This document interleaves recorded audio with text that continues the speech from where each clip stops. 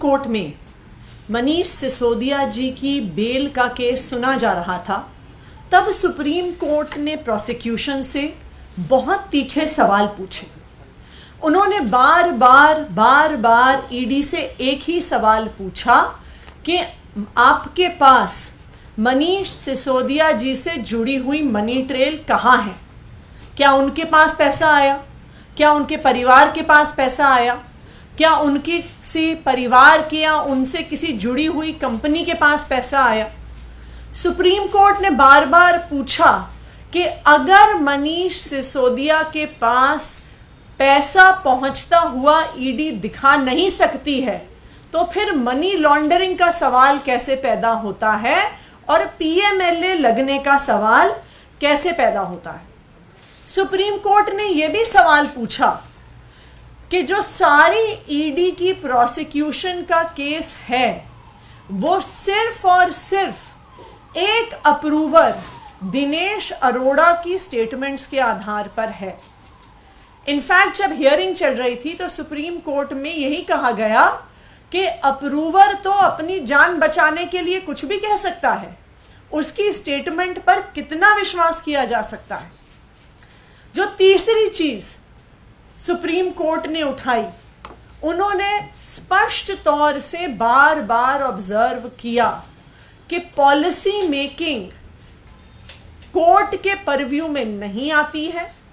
Policy making में अगर lobbying हुई भी तो लॉबिंग इलीगल नहीं है जब तक क्विड प्रो क्वो इस्टेब्लिश नहीं होता कि पैसे एक व्यक्ति से दूसरे व्यक्ति के हाथ में गए और जिस व्यक्ति के हाथ में गए उसने उस ब्लैक के पैसे को व्हाइट करने की कोशिश की, यानी मनी की लॉन्ड्रिंग की कोशिश की, तब तक पीएमएलए लागू नहीं होगा, तब तक कोई गुनाह नहीं होगा। इन तीखी ऑब्जर्वेशंस के बावजूद आज कोर्ट ने एक विपरीत ऑर्डर दिया है।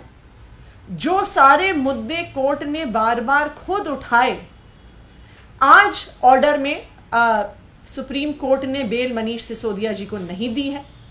इसलिए अब हम जो ऑर्डर सुप्रीम कोर्ट ने दिया है वो शायद अभी थोड़ी ही देर पहले अपलोड हुआ है सुप्रीम कोर्ट की वेबसाइट पे, उस ऑर्डर को हम स्टडी करेंगे। उस ऑर्डर में जो भी सारे कानूनी मुद्दे उठाए गए हैं उसको आम आदमी पार्टी, हमारे सारे वकील गहराई से देखेंगे और जो सारे लीगल ऑप्शंस हमारे पास अवेलेबल हैं उनके आधार पर हमारे नेक्स्ट स्टेप्स को डिसाइड किया जाएगा। सुप्रीम कोर्ट का हम सम्मान करते हैं, लेकिन उस सम्मान को करते हुए भी हम बहुत सम्मान पूर्वक ये कहना चाहते हैं कि हम आज जो सुप्रीम कोर्ट ने निर्णय दिया है उस निर्णय से असहमत हैं और उस निर्णय को लेकर आगे क्या क्या कानूनी कार्रवाई हो सकती है उसको बिल्कुल एक्सप्लोर करेंगे। आम आदमी पार्टी एक ईमानदार पार्टी है। अरविंद केजरीवाल और मनीष सिसोदिया के नेतृत्व में जो दिल्ली सरकार चली है और आज भी चल रही है, आज तक 1 रुपए के भ्रष्टाचार में भी कोई भी आम आदमी पार्टी का नेता शामिल नहीं हुआ है। आम आदमी पार्टी ईमानदार थी, ईमानदार है और ईमानदार रहेगी।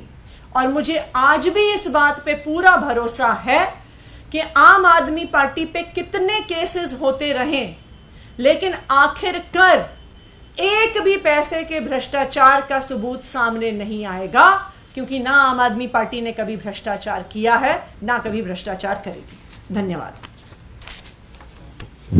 मैम, लेकिन 338 करोड़ रुपए का एक नया आंकड़ा अब देखने को मिल रहा है। आर्गुमेंट के दौरान 338 करोड़ का कोई रेफरेंस नहीं था, लेकिन कहीं ना कहीं लग रहा है उसी आधार पे बेल रिजेक्ट हुआ। देखिए, ये 338 करोड़ क्या है, ये तो एक बारी ऑर्डर आएगा तो उसको स्टडी करना पड़ेगा।